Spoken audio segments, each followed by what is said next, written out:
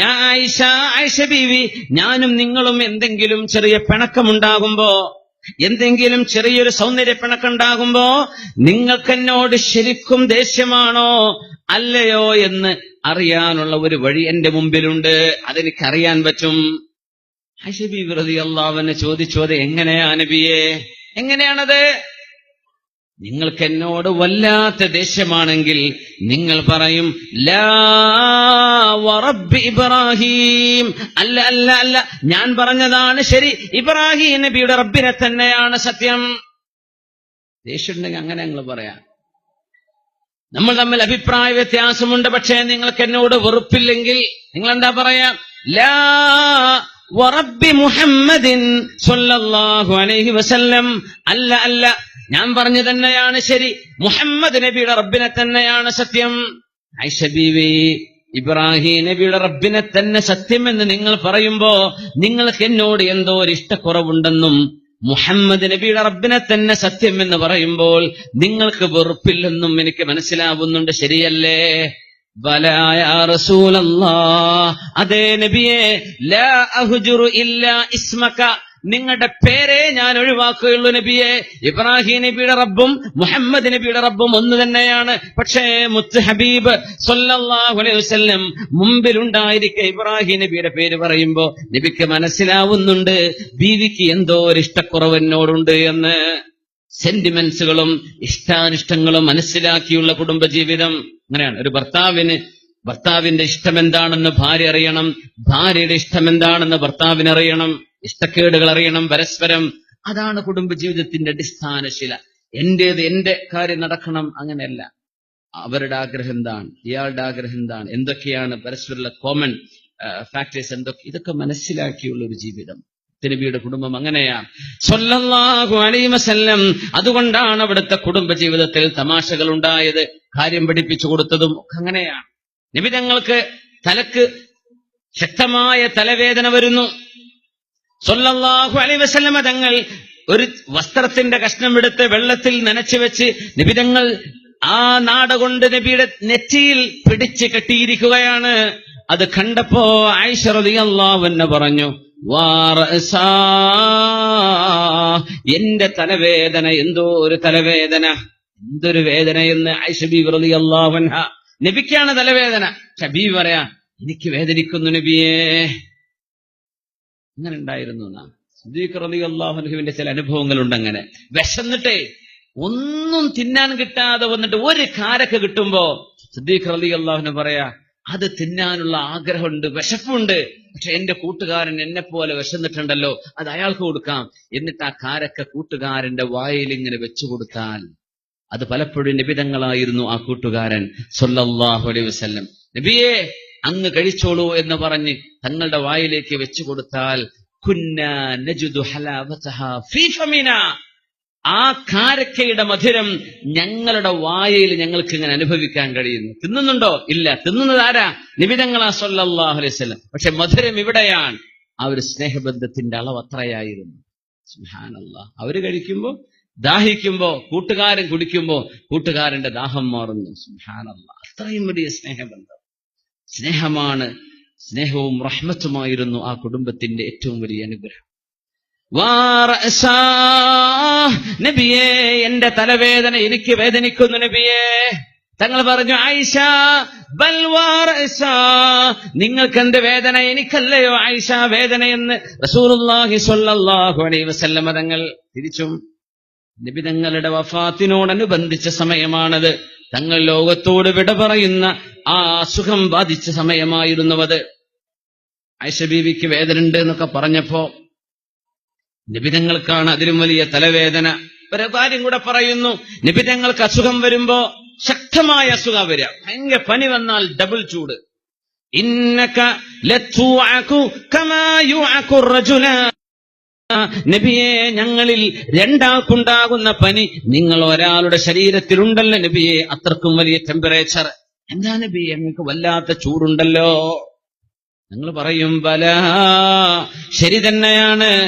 ഞങ്ങൾ അമ്പിയാക്കന്മാർ അശദ്ദുന്നാസി ബലാ, ജനങ്ങളിൽ ഏറ്റവും വലിയ പരീക്ഷണം അനുഭവിച്ചത് ഞങ്ങൾ പ്രവാചകന്മാരാണ്. ഞങ്ങൾക്ക് പനി വന്നാൽ രണ്ടാളുടെ പനിയുടെ ചൂട് കാണും. എന്തിനെന്നറിയോ? രണ്ടാളുടെ പനിയുടെ കൂലി ഈ ഒരു പനിക്ക് തന്നെ അള്ളാഹു കൊടുക്കും. അങ്ങനെയാണ് ഹബീബായ സ്വല്ലല്ലാഹു അലൈഹി വസല്ലം രസകരമായൊരു തമാശ പറയുന്നു. ഇതെപ്പോ? മരണത്തിലേക്ക് പോകുന്ന സമയം. നാം മരിക്കാൻ പ്രായമായിട്ടുണ്ടോ? 63 വയസ്സല്ലേ ആയുള്ളൂ. ആരോഗ്യമുള്ള സമയമാണത്. ആരോഗ്യമുള്ള സമയമാണ്. മരിക്കുമെന്നൊന്നും ആരും വിചാരിക്കാത്ത നേരാണ്. ഒരു 60-63 നല്ല ആരോഗ്യമുണ്ടല്ലോ. ഹബീബായ സ്വല്ലല്ലാഹു അലൈഹി വസല്ലം തങ്ങൾക്ക് കുടവയറില്ലായിരുന്നു. 63 വയസ്സായപ്പോഴും താടിയിലും തലയിലുമായി നരച്ച രോമങ്ങളുടെ എണ്ണം 17 24 എന്നൊക്കെ അഭിപ്രായങ്ങളുണ്ട്. അത്രയായിട്ടുള്ളൂ. ഇല്ല, അസുഖമൊന്നും ആയിട്ടില്ല. ആയിഷ ബീവിയോട് മുത്തുനബി പറഞ്ഞ കാര്യമെന്ന് ഓർമ്മയുണ്ടോ? നബി തങ്ങൾ പറഞ്ഞു, ആയിഷ, എങ്ങനെ ഉണ്ടായിരിക്കും ആയിഷ ഞാൻ മരിക്കുന്നതിന്റെ മുമ്പേ നിങ്ങൾ മരിക്കുകയും. ആയിഷ ബീവിയോട് പറയണേ, ഞാൻ മരിക്കുന്നതിന്റെ മുമ്പേ നിങ്ങൾ മരിച്ചാൽ എന്താ ആയിഷ ബീവി കുഴപ്പം? എന്നിട്ട് നിങ്ങളെ ഞാൻ കുളിപ്പിക്കുകയും നിങ്ങൾക്ക് ഞാൻ കഫം പുതച്ചു തരികയും നിങ്ങളുടെ ജനാസ ഞാൻ നിസ്കരിക്കുകയും എന്റെ കൈകൊണ്ട് നിങ്ങളെ ഞാൻ ഖബറിലേക്ക് വെച്ചു തരികയും ചെയ്താൽ വല്ല കുഴപ്പവുമുണ്ടോ ആയിഷ ബീവി എന്ന് ചോദിച്ചു റസൂലുള്ളാഹി സ്വല്ലല്ലാഹു അലൈഹി വസല്ലം. ഈ തലവേദന എടുത്ത് നിൽക്കുകയാണ്. നമുക്കൊക്കെ ഒരു പനി വന്നാൽ ജലദോഷം വന്ന ആൾക്കാരോടും ഉണ്ടോ? ഒരാഴ്ചത്തേക്ക് ചിരിക്കന്നല്ല അല്ലേ? ശക്തമായ തലവേദന. നബി തങ്ങൾ തമാശ പറയാണ് ബീവിയോട്, ആയിഷ ബീവിയോട്. ആയിഷ ബീവി റളിയല്ലാഹു അൻഹ എന്താ പറഞ്ഞെന്നറിയോ? ആയിഷ ബീവി പറഞ്ഞ വാക്കെന്താണെന്നറിയോ? എന്താ ചോദിച്ചത്? ആയിഷ ബീവി, ഞാൻ മരിക്കുന്നു, നിങ്ങൾ മരിച്ച വല്ല കുഴപ്പമുണ്ടോ? ഞാൻ കുളിപ്പിക്കാം, നിങ്ങളെ ഞാൻ കഫൻ ചെയ്യാം, നിങ്ങൾ ഖബറിൽ ഞാൻ വെച്ചു തരാം, നിങ്ങൾക്ക് ഞാൻ നിസ്കരിക്കുകയും ചെയ്യും, വല്ല കുഴപ്പമുണ്ടോ? ആയിഷ ബീവി, എന്നിട്ട് വേണമല്ലേ എന്റെ ദിവസത്തിൽ നിങ്ങൾ മറ്റേ ഭാര്യയുടെ അടുത്തേക്ക് പോവാൻ എന്ന് ചോദിച്ചു ആയിഷ റളിയല്ലാഹു തആല അൻഹ. മുത്തനബി പറഞ്ഞു, അഅതൂനി ഫിറാശ, ഈതൂനി ഫിറാശ, എനിക്ക് കിടക്കാൻ ഒരു വിരിപ്പ് തരൂ, തലവേദനയുണ്ട്, ഞാനൊന്ന് കിടക്കട്ടെ ബീവി, ആയിഷ ബീവി ഒരു വിരിപ്പ് തരൂ എന്ന് മുത്തനബി സ്വല്ലല്ലാഹു അലൈഹി വസല്ലം. ആ മറുപടിക്ക് നബി ആ വാക്കിന് നബി മറുപടി കൊടുത്തില്ല എന്നാ സ്വല്ലല്ലാഹു അലൈഹി വസല്ലം. ആയിഷ ബീവിയുടെ ചിന്ത അങ്ങനെയാണ്. ആയിഷ ബീവി പലപ്പോഴും പറഞ്ഞിട്ടുണ്ട്, ഞാൻ ഹദീസത്തു സിൻ, ഞാൻ ചെറുപ്പക്കാരിയല്ലേ, ഞാൻ അങ്ങനെയൊക്കെയാ ചിന്തിച്ചത്. ഞാനൊരു രാത്രി എന്റെ ഹബീബിനെ എങ്ങനെ തപ്പി നോക്കുന്നു, റൂമിലുണ്ടോ എന്ന്. തപ്പി നോക്കുന്നു, നബി കാണുന്നില്ല. ചെറിയ റൂമല്ലേ, ഹസൻ ബസരി തങ്ങൾ പറഞ്ഞ ആ റൂമാണ്. തപ്പി നോക്കിയിട്ട് കാണുന്നില്ല. ഞാൻ പേടിച്ചു. പിന്നെ വിചാരിച്ചു, അല്ല നബി മെല്ലെ എന്റെ അടുത്തുനിന്ന് ചാടിപ്പോയിട്ടുണ്ടാവും. തൊട്ടടുത്ത് നബി തങ്ങളുടെ ഭാര്യമാരുണ്ടല്ലോ വേറെയും, അവിടെ പോയി കാണുമോ? ഞാൻ എഴുന്നേറ്റ് നിൽക്കാൻ വേണ്ടി ഇങ്ങനെ കൈകൊണ്ട് ഇങ്ങനെ തപ്പി നോക്കുമ്പോ അല്ലാഹുവിന്റെ ഹബീബിന്റെ ശരീരത്തിൽ എന്റെ കൈ തട്ടി നബി തങ്ങൾ സുജൂദിൽ കിടക്കുകയാണ് സ്വല്ലല്ലാഹു അലൈഹി വസല്ലം. തങ്ങൾ നിസ്കരിക്കുകയാണ് അവിടെ. നബി പറഞ്ഞു, യാ റസൂലല്ലാഹ്, അല്ലാഹുവിന്റെ റസൂലേ, അങ്ങയുടെ ചിന്ത അല്ലാഹുവാണ്, എന്റെ ചിന്ത മറ്റെന്തൊക്കെയോ. നബി പറഞ്ഞതാണ്, ഞാൻ വിചാരിച്ചത് എന്തോ, അങ്ങപ്പോഴും അല്ലാഹുവിന്റെ മുമ്പിലായിരുന്നുവല്ലോ. ഖാന അക്സറ ദുആഇഹി, അവിടുന്ന് ഏറ്റവും ചൊല്ലുമായിരുന്ന ദുആ, അല്ലാഹുമ്മ യാ മുഖല്ലിബൽ ഖുലൂബ് സബ്ബിത് ഖൽബി അലാ ദീനിക്.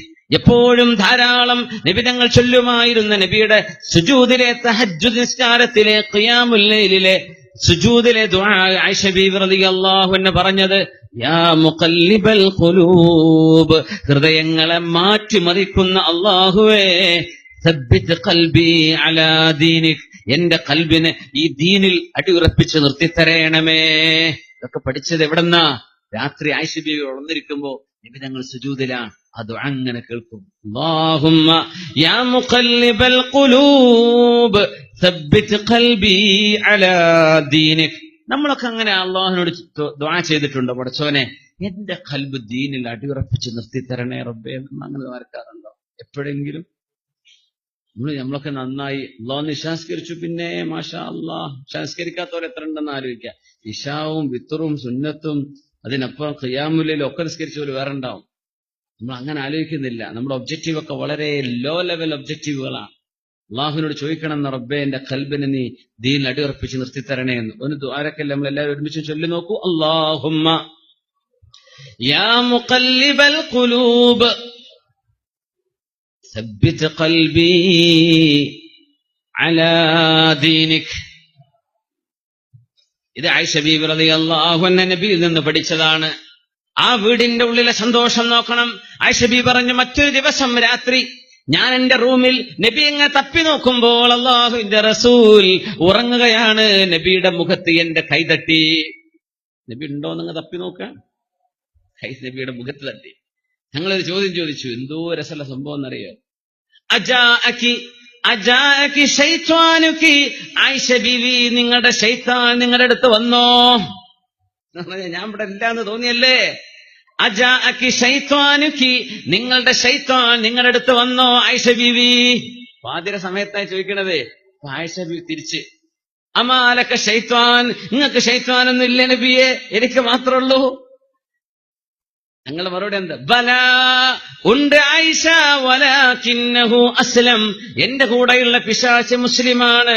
ഫലാ യഅ്മുറുനി ഇല്ലാ ബിഖൈരിൻ, അവൻ നന്മയല്ലാതെ മറ്റൊന്നും എന്നോട് പറയില്ല. ആയിഷ ബീവി ചോദിച്ചത് ദേഷ്യം പിടിപ്പിക്കുന്ന രീതിയിലുള്ള ചോദ്യമാണ്. പക്ഷെ നബി ഞങ്ങൾ അതിന് നല്ല നിലക്കുള്ള മറുപടിയെ കൊടുക്കുക സല്ലല്ലാഹു അലൈഹി. ഒരു കാര്യം ഹഖീഖത്ത് പഠിപ്പിച്ചു കൊടുക്കുകയാണ്. അമാലക ശൈത്വാൻ, നിങ്ങൾക്ക് ശൈത്വാനില്ലേ നബിയെ? എന്നൊക്കെ ചോദിച്ചാൽ കുടുംബം തെറ്റൂല നാട്ടിലൊക്കെ.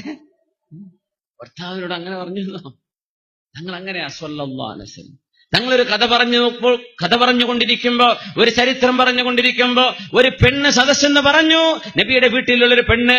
ആ മഹദി പറഞ്ഞു, കഅന്നഹു ഹദീസു ഖുറാഫ, ഇത് ഖുറാഫത്തരാണല്ലോ അല്ലെ? ഖുറാഫി എന്നൊക്കെ പറയില്ല നമ്മുടെ നാട്ടിലൊക്കെ. ഇത് ഖുറാഫത്തരാണ്, ഇത് സൂപ്പർസ്റ്റിഷൻ ആണല്ലോ, ഇതെന്തോ ഒരു കെട്ടുകഥയാണല്ലോ, ഖുറാഫത്താണല്ലോ. കഅന്നഹ ഹദീസു ഖുറാഫ, ഇത് ഖുറാഫയുടെ വർത്തമാനം പോലുണ്ടല്ലോ എന്ന് നബി തങ്ങളുടെ ഒരു ഹദീസിനെ തങ്ങൾ പഠിപ്പിച്ചു കൊടുത്തൊരു കാര്യത്തെ അവർക്ക് മനസ്സിലാകാതിരുന്നപ്പോ ഇതെന്തോ ഒരു ഖുറാഫി കഥ പോലെ എന്ന് പറഞ്ഞപ്പോ മുത്തനബി ചോദിച്ചു, അമാ തഅരിഫീന മൻ ഖുറാഫ, ആരായിരുന്നു ഈ ഖുറാഫ, നിങ്ങൾക്കറിയോ എന്ന് ചോദിച്ചു സല്ലല്ലാഹു അലൈഹി വസല്ലം. തങ്ങൾ അങ്ങനെ മറുപടി കൊടുക്കുന്നത്. അല്ല, ഇത് ഖുറാഫത്ത്, നീ എന്താ പറയുന്നത്? അങ്ങനെയൊന്നുമല്ല. ആരാ ഈ ഖുറാഫ എന്നറിയോ? അറിയില്ല നബിയെ. കാന മൻ ഖബ്ലകും, നിങ്ങളുടെ മുൻഗാമികളിൽ കഴിഞ്ഞുപോയ ഒരു ചെറുപ്പക്കാരനായിരുന്നു ഖുറാഫ. ജിന്നുകൾ തട്ടിക്കൊണ്ടുപോയി, ജിന്നുകൾ കിഡ്നാപ്പ് ചെയ്തുകൊണ്ടുപോയി. ഒരുപാട് കാലം ജിന്നുകളുടെ കൂടെയാ പിന്നെ താമസിച്ചത്. അവരുടെ താവളത്തിൽ നിന്ന് മാസങ്ങൾ കഴിഞ്ഞ് മോചനം കിട്ടി തിരിച്ചു വന്നപ്പോ ഖുറാഫ് അങ്ങനെ പറയാൻ തുടങ്ങി. ജിന്നുകളുടെ കൂടെ കഴിഞ്ഞപ്പോ അവരുണ്ടായ അനുഭവങ്ങളൊക്കെ, അവരുടെ ഭക്ഷണം, അവരുടെ കൂടെയുണ്ടായ അനുഭവങ്ങളൊക്കെ ഇയാളെങ്ങനെ കഥ പറയാൻ തുടങ്ങി. അപ്പോഴേ ആൾക്കാർ പറയാൻ തുടങ്ങി, ഇത് ഖുറാഫിന്റെ വർത്താനം പോലുണ്ട്. അങ്ങനെയാണ് ഈ ഖുറാഫത്തരം എന്നൊക്കെയുള്ള, ഖുറാഫി എന്നൊക്കെയുള്ള പ്രയോഗം, ഖുറാഫ എന്ന മനുഷ്യന്റെ ജിന്നുകഥകൾ കേട്ടപ്പോ ജനങ്ങൾ പറഞ്ഞുണ്ടാക്കിയൊരു പ്രയോഗമാണത്. ഇത് നബി തങ്ങൾ പഠിപ്പിച്ചു കൊടുക്കുകയാണ് പെണ്ണിന് സല്ലല്ലാഹു അലൈഹി വസല്ലം. ഇത് ഖുറാഫയുടെ വർത്തമാനം പോലുണ്ടല്ലോ നബിയെ. ആരോടായി പറയുന്ന? അഷ്റഫുൽ ഖൽഖിനോട് സല്ലല്ലാഹു അലൈഹി വസല്ലം. തങ്ങൾ നേരെ അതിനെ മറികടക്കുകയാണ്. ആരാ ഖുറാഫ, നിങ്ങൾക്കറിയുമോ എന്ന് ചോദിച്ച പോലെ. ആയിഷ ബീവിയുടെ ചോദ്യം, അമാലക ശൈത്വാൻ, നിങ്ങൾക്ക് ശൈത്വാനില്ലേ നബിയെ? ബലാ ഉണ്ട് ആയിഷ, എനിക്കുണ്ട്. വലാകിന്നഹു അസ്ലം, അവനിപ്പം മുസ്ലിമാണ് ആയിഷ.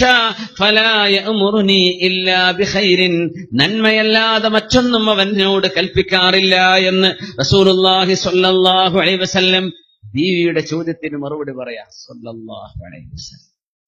صلوا على النبي محمد وآله. اللهم صل على سيدنا محمد وعلى آل سيدنا محمد وبارك وسلم عليه. اللهم صل على سيدنا محمد وعلى آل سيدنا محمد وبارك وسلم عليه. ഒരുപാട് സ്വലാത്ത് നമ്മുടെ ഹബീബിന്റെ ഹളറത്തിലേക്ക് എത്തും. അള്ളാഹു എത്തിച്ചു കൊടുക്കട്ടെ, അവിടുത്തെ അള്ളാഹു സന്തോഷിപ്പിക്കട്ടെ.